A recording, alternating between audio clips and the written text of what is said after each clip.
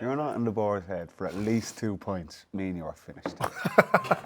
I'm not doing that show with you next week. Okay. Welcome back to another episode of Ratified. Today, myself and the boys. Sorry. That was made gulp.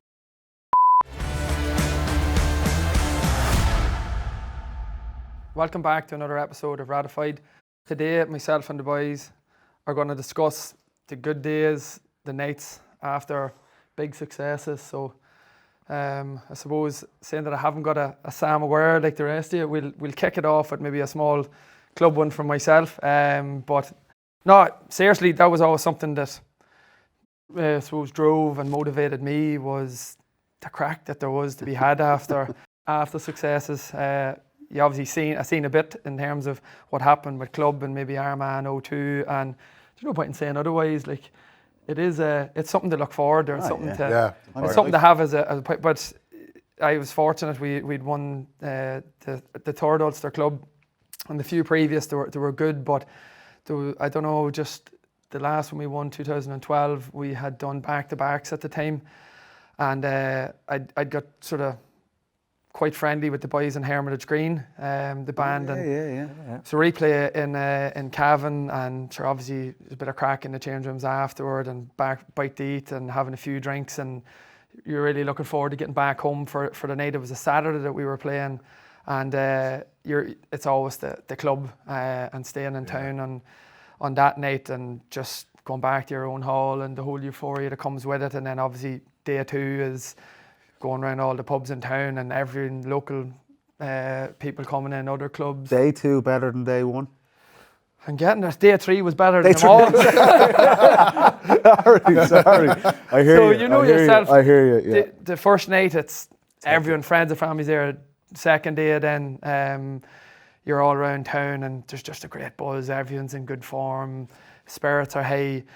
But on the Saturday night, you sort of flag a wee bit after day two, or it can get a bit heavy going. So I says, I'll try the boys in Hermitage Green here, and I'll say, what's the chances you'll come across on Monday evening and do a live gig for the whole lot of us? So they had something organised, I think, on the Monday, but Barry says, leave it with me and I'll come back to you. So next thing, an hour or two later, he says, that job all sorted. And I said, don't you worry, we have accommodation, whatever you need, food, it'll all be sorted. So in the car. Sleeping bags. But so everyone was out again around lunchtime. Main pub in town, Mac Kearney's, would be run by two sort of famous Crossland players, the Cassidy brothers. So it was going to be fit to cater everyone who needed to get in there. But yeah, you know yourself, sort of word started to get out that Hermitage Green was coming. And I have to say, in terms of just a highlight for me, that was it. In terms of what we had, that team, we'd won the two All-Irelands in a row, and just the crack and the camaraderie that comes from training hard, from winning, from big days. That Monday was definitely the best day, the most special day I ever had in team sport. Just seeing them playing live and just looking around, and all your teammates. We were only married a year, myself and Marianne, at that stage. You had other girlfriends and wives there. It was magic. Like, just everybody was in good form. You couldn't insult one. And it ended up, we didn't have hotel sorted for the boys. They had all come back and stay in my house. But they were based in Limerick, weren't they? Limerick. They made the trek up. They come up the whole way up the road, yeah. Jesus Christ, yeah. We got them a bite to eat whenever they arrived. That part of the bargain we stood them up with. But it's funny after wins and things like that. Just like you think anything's possible. Yeah. You know, I'll ring up a band and you're invincible. You come the whole way up the country and just play a gig for us. But in fairness to the boys, they come up, and was it a late one? Early one. It was bright. Early one. It was bright. But just in terms of crack and good times and everything that you had worked so hard for and built up to come off. Because like you were talking again previously about a price to pay.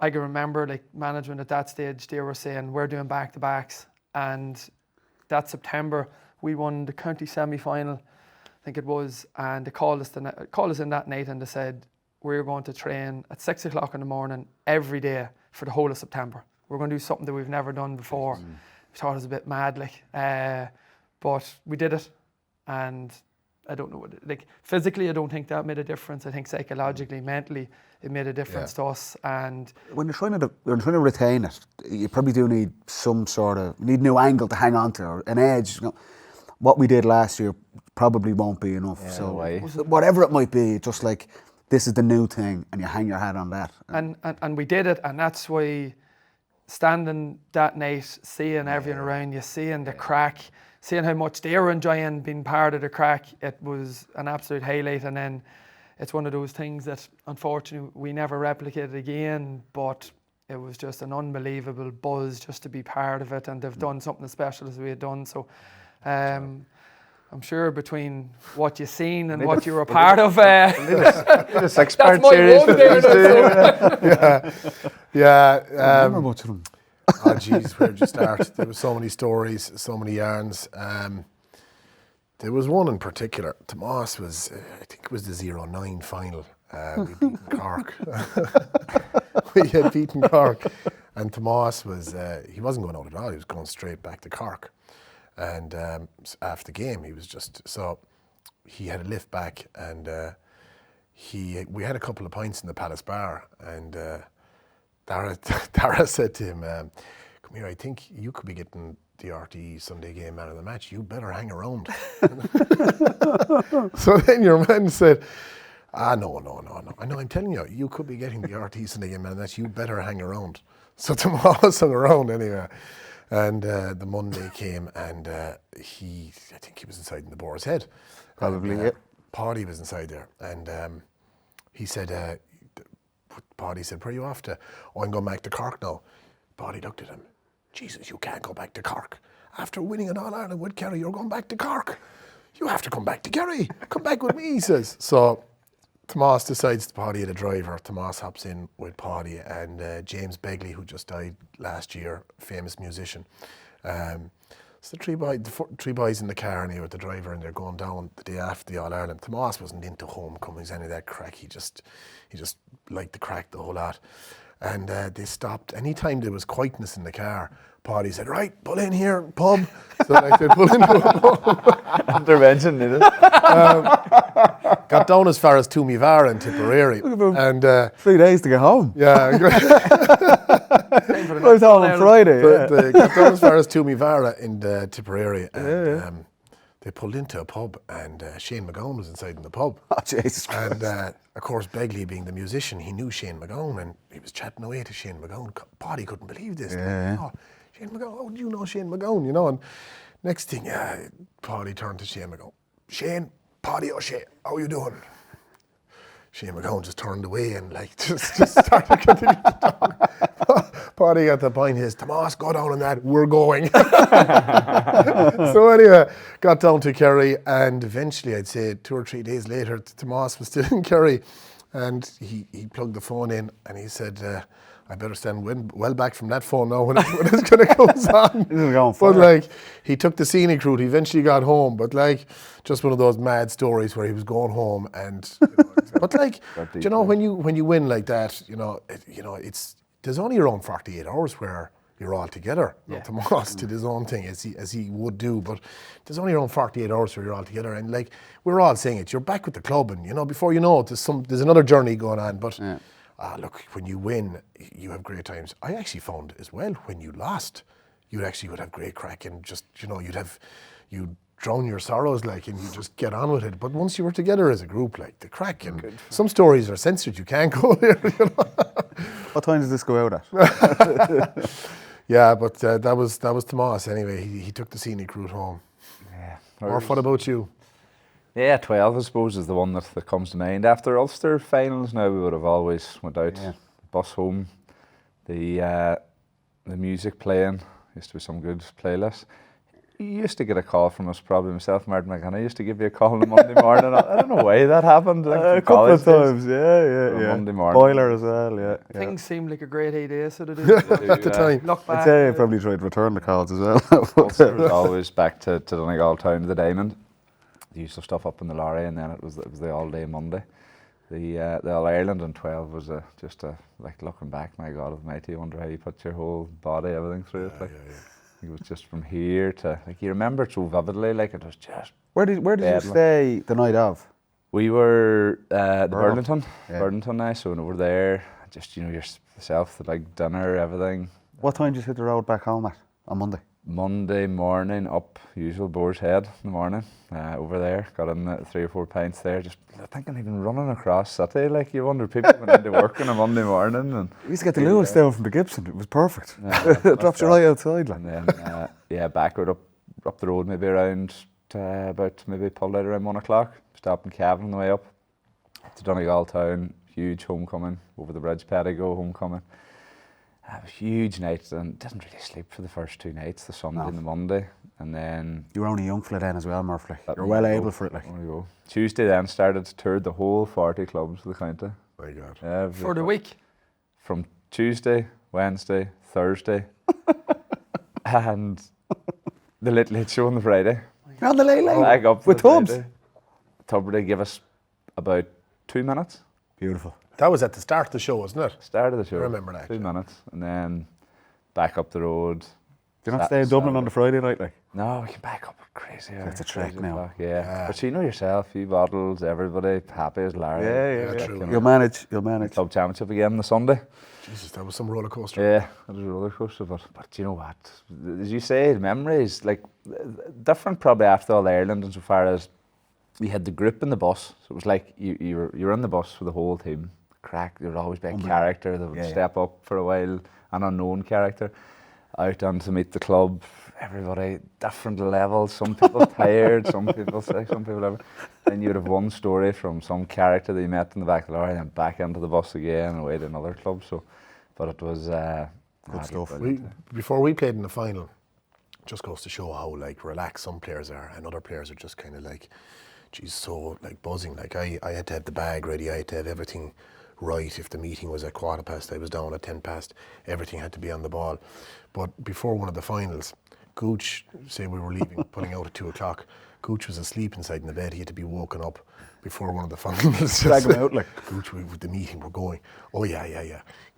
Kicked around 1-5 in the final the same day. Like, Beat you down there, eh? Crazy stuff. Tony McEntee was deadly for that. I can remember him sleeping in the change rooms here. He'd go in behind the ball stop in the warm-up rooms here. Oh, yeah. And he'd just pull a towel up over his head and just fold the arms and sleep. Like, and Relax. Jesus. I'd be up the walls. Like, he'd be nervous as hell, but...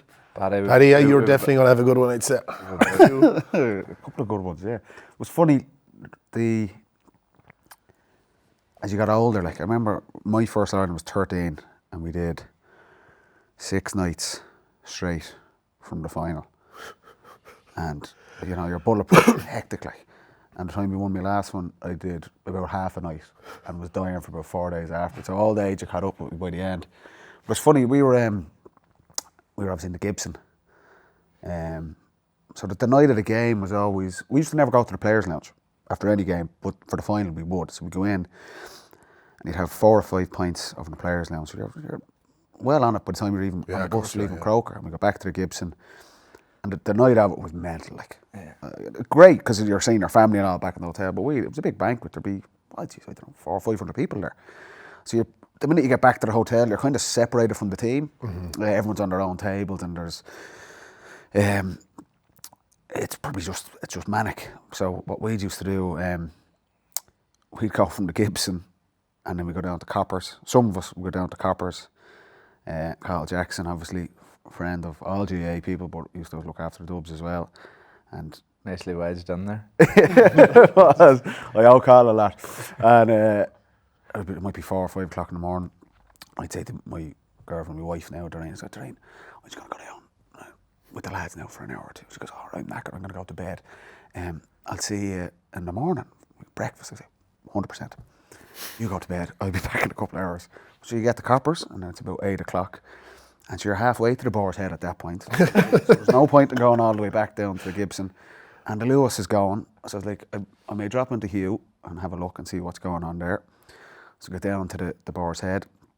And I remember 13, we went back and there wasn't a massive Dublin crowd, but then word kind of got out that we'd be back there. Was Jack McCaffrey with you? Jack was with me. I think I was actually in there that morning. I met you were flaming. I met Dara after one of them as well. That's you, Darren was wearing a pair of shorts. and sitting at the bar. Some good times back and forth.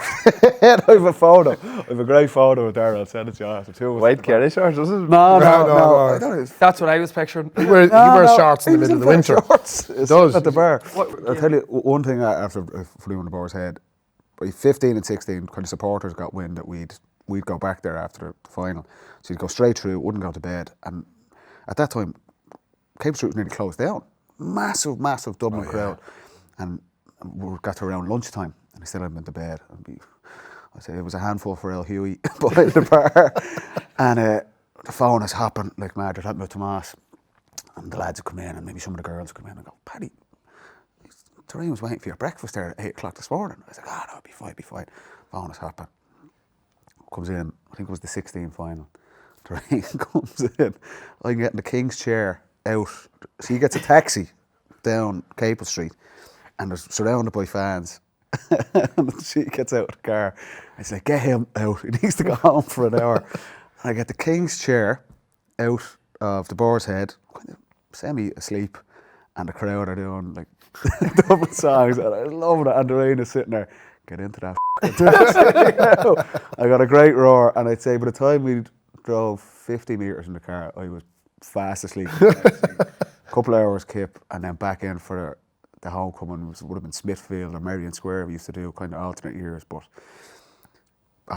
magic times. Like it's you get the times with the players, like just maybe snippets of half hours. A couple of days after where it kind of goes back to the manic with the banquet and then your supporters and the homecoming and stuff. The Tuesday, Wednesday when you might meet in pub out in the suburbs around Dublin or wherever, and it's just kind of the lads and you're kind of just talking about the last couple of days. Like, they're nearly the best days. Yeah. You're chatting. Nice to get what happened there the last 2 days? You're hearing from the lads, and it's nice to get the mix too. It's good at times, you know. You always want to be just coming down off a game. Sometimes you just want to be with the players, but I always thought it was good. You have to experience what it means to everybody. Like I think back, I look back at 12 and I seen like, you know, an elderly couple coming on that morning for breakfast down in the Abbey Hotel, and they're just thinking to themselves, and you could see them making a phone call to their sons or their daughters or to their boss and saying, I won't be in today. I'm going to experience this for another hour or another day. Like you know, it's great to see the impact that it has on. It's amazing. But even holidays as well. Like even for club, like we were so fortunate across. They took us to Florida for 10 days after that 12 one that I was telling you about, and quite enough, I'd say. The crack and the camaraderie with that group, it was a very special time. But I remember going over on the back of an Aer Lingus flight, and I just remember just looking around me, and with the back 10 rows was just all of us, and everyone was just standing up and having a drink and having the crack, and you know there was no hassle caused. There was just everyone was in the same wavelength. And then I remember saying, so whenever we went over on a Friday or something out there, and I said, Ray, I'll tell you what it is, boys, we're going to do a real good Monday club here now. The crack's going to be 90 on a Monday club, and we'll set it up for the day. We'll have a great day out, everyone together, make sure no one misses it. But I woke up on the Sunday morning, fairly groggy from the Saturday night, and my brother Tony came in and he says, you may get up. The Monday club starting down here already. So I was like, geez, I'm not feeling that great, I don't think so. So I went out and I looked out the hotel balcony down by the swimming pool, and there was 4 or 5 of the boys already sitting there. But magic. One of the boys they were sort of half hanging around, didn't know what to do, and he ran across the road to the supermarket, and he comes back with 4 backpacks and the water running it, and he'd filled the backpacks full of Ace, full of Bud Light, and he's coming running back and sitting down to the pool, and I just turned. That's a team player, right? I just turned and looked down and I said, it's on. But unfortunately, so the same day there was Big Herty, and then a few of the boys had booked they were going to play golf, and a few other boys was going to go to a water park, but I can still see their faces. Water park. They come back into the hotel at about 5 o'clock that evening then, and I can just see their faces coming walking around the corner, and there was 20 of us on the moon, like we were that far gone, and we were just like, what's the story here, lads? And I was like, missed different level. There was we went to South Africa in 2002, and there was good spot. As it happened, the Kilkenny hurlers were there, and the Dublin footballers were there, and Cody was in charge of the hurlers, and Tommy Lyons was in charge of the footballers, and we were staying in the Cullinan Hotel, and Paddy just had this thing where he'd go in, like he'd have shorts and he'd have his runners and he'd have a t-shirt. It was roasting, like, and there was the pool by the bar, and the Kilkenny hurlers were just landing. We were there a day or two. And we were all just so happened to be staying in the same hotel. So Paddy'd be sitting by the pool, and he'd have his bottle of beer. And next thing, like, it'd be roasting, so he'd go into the pool to cool down, but he'd go in with his runners on and his shorts, and he'd go for a swim. And meanwhile, the Kilkenny hurlers are coming in. They were looking at Paddy. Jesus, this is going to be a mad holiday, they were saying. But anyway, I was in the room with the gooch, and there was this night anyway. We came home, and there was a bit of, I think there was a statue like in the foyer, and the statue was knocked into the pool. So there was a bit of tatara about it anyway. No, like so the manager of the hotel got up and he said to Paddy and Cody and Tommy Lyons, he said, a red-haired fella came home last night, and there was a bit of damage caused, and look, we don't know who it is, but this better be sorted out, and it needs to be taken care of. So anyway, so Paddy, I remember Paddy comes up to the room, and Gooch is inside in the room, inside in the bed, 10 toes up, and Paddy says, Gooch, lay low for a few hours, so that was fine. I'm sure he went to Noel Kennelly and to Hassett as well.